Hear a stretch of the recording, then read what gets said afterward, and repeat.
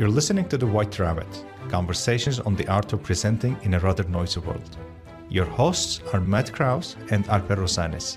Matt helps leaders of international companies speak, write, and present with confidence. Alper is a communications trainer and a startup investor with a diverse portfolio of companies in Barcelona. If you like this podcast, please share it with friends and colleagues.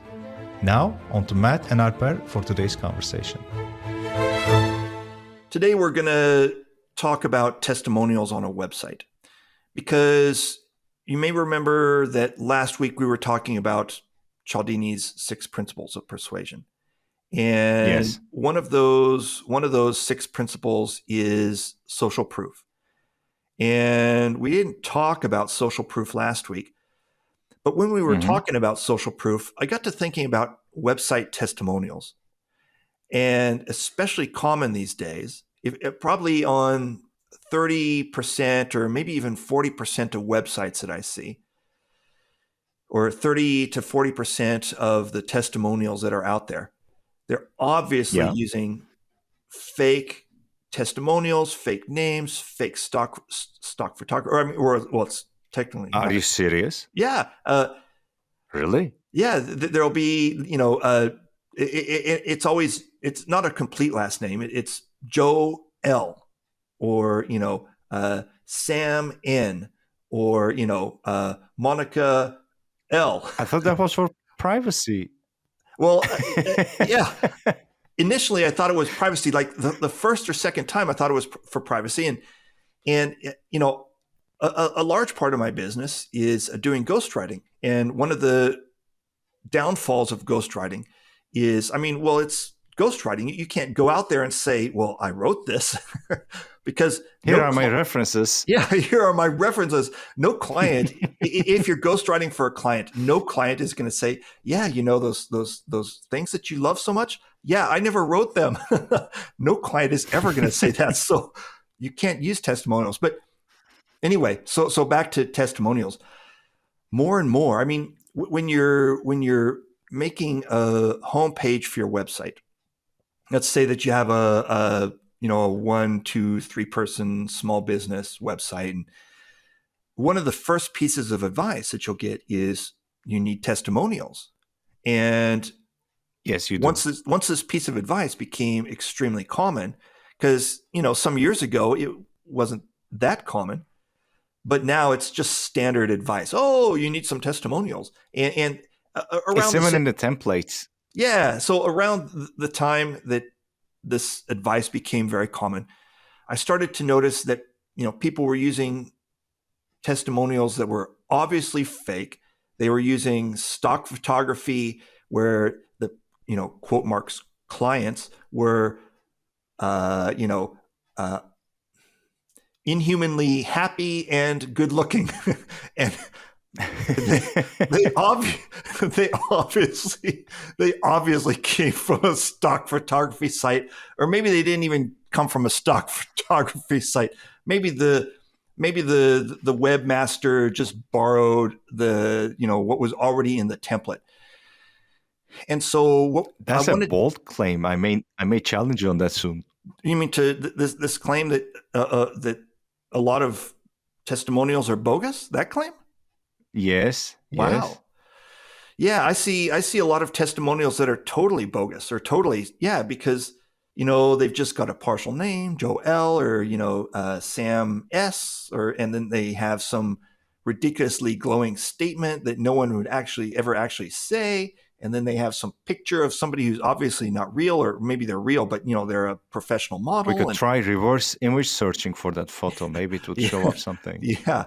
So anyway, this also got me to thinking about the dangers of using stock photography, because everybody does it. Like on my website, there's some stock photography. I use stock photography all the time for a bunch of stuff, and I definitely know that I'm not the only one. And so, Alper, I wanted to hear your opinion on the use of stock photography. When do you use stock photography? And when do you say, oh, it's too dangerous? Good question. When I think about my presentations or the work that I do for my clients, I notice one thing the stock photography I use a lot, but come to think of it, I don't think I use people for stock photography. It's either a machine, it's either a part, it's either, I don't know, some city, something besides a human face or Good a point. human body.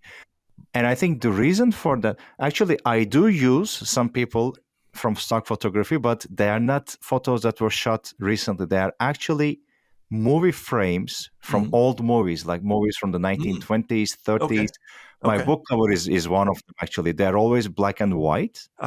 And now they're licensed to be distributed as commercial shots. Okay.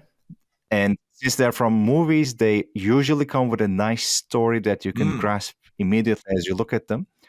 But other than that, I think I almost never use stock photography, including people, because they have always made me feel like something is missing in the way those people are projected. Like whether they're working as a team, everybody is so happy working together. Whether they're looking at the presentation, everybody's so involved, so interested in what's going on. Yeah. It doesn't reflect real life. Everybody's happy and clapping. Exactly. Everybody is fantastic. Everybody is shiny. Look at how happy we are. Look at how beautiful we are.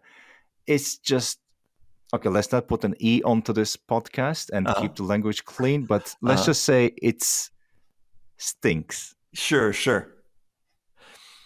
And what you said earlier, I can totally see that, what you said about using, when there are humans in the photos, about using photography from an old movie set. Because if you're using a photo from, some 1920s movie or 1950s movie or whatever, nobody's going to look at that and think, wow, those are people dressed up in 1950s styles, and that's obviously fake, and I hate Alper because of that. So they're not going to think that. So That's a very good point. They're going to cut you some more slack. So I find that me personally, so it's not the use of stock photography itself that's causing a problem for me. It's that the use of stock photography and trying to pass it off as a real representation of the people who work for us. And then I start to think, okay, well, I don't trust this person anymore. So I guess it's not really about stock photography so much as it is about. That's a very good point. Yes. It's not about that. It's exactly not about that at all. It's exactly about you're trying to pass something which doesn't represent reality. That's a beautiful point. And so one more question for you about humans in stock photography. So so you're staying away from when you're doing work for other people, and they don't want any 1920s movie scenes in their presentation. Yeah. But you need a picture that's going to have some humans in it. What do you typically do? Okay. Ask them for a photo. If it is, for example, a part of the document about a manager, a director, or a board member, let's say, I asked for the photo. Okay. If it is about the team, I ask for an actual team shot. And sometimes I recommend that they go and take that if they don't have an existing one. If it is something about their production facilities, I like incorporating humans into the presentations. That's why I ask them, okay, let's take a photo of this production line. Let's take a photo of the loading bay, for example, or, supply chain department, or anything that involves any human visuals. I usually ask for my clients to actually take those photos from actual people who are part of the company, and we use those. Okay. And so that brings me to one other question. You mentioned that you use the clients, or one of your uses of stock photography is when you need a photograph of a machine or a part. But those are extremely... Or a concept. It could also be a concept. So a machine or a part or a concept. A concept seems much more doable, because I was thinking machine and part, those are very specific.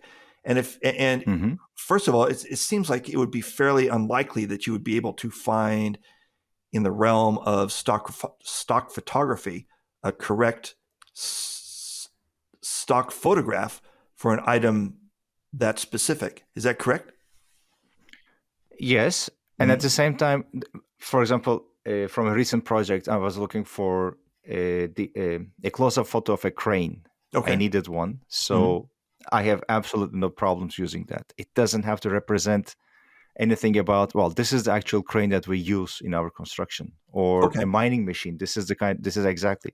No, not that. But I like going into details, and in stock photography, you can find a lot of close-ups of almost any object created by humans on the planet. And I like using those. Okay. So we're about running out of time. So before we finish up the podcast, let me just wrap up what you just said. So basically, be very careful about when using stock photography that includes people, but stock photography that does not include people is probably safer. Is that a fair restatement of what you said? I think it would be. Okay. All right. I'm still trying to remember how we came to stock. We started with testimonials, right? I think I'm still stuck up on the idea that there could be some fake testimonials out there. I'm going to look at them in a different way from now on. I think I'm very gullible. Now that I have jaded you forever, I guarantee that my life has changed. Yeah, Alper's life has changed on this podcast. I'm never gonna be able to live the same way. Yeah, I guarantee now when you go to a website, you'll see a lot more unrealistically happy and handsome people saying glowing things about products and services. I'll check them out. Yeah, enjoy. Thank you. Yeah, so I'll talk to you later then. All right, take care. Bye-bye. Okay, bye-bye. Thank you for listening to The White Rabbit with Matt Krause and Alper Rozanes.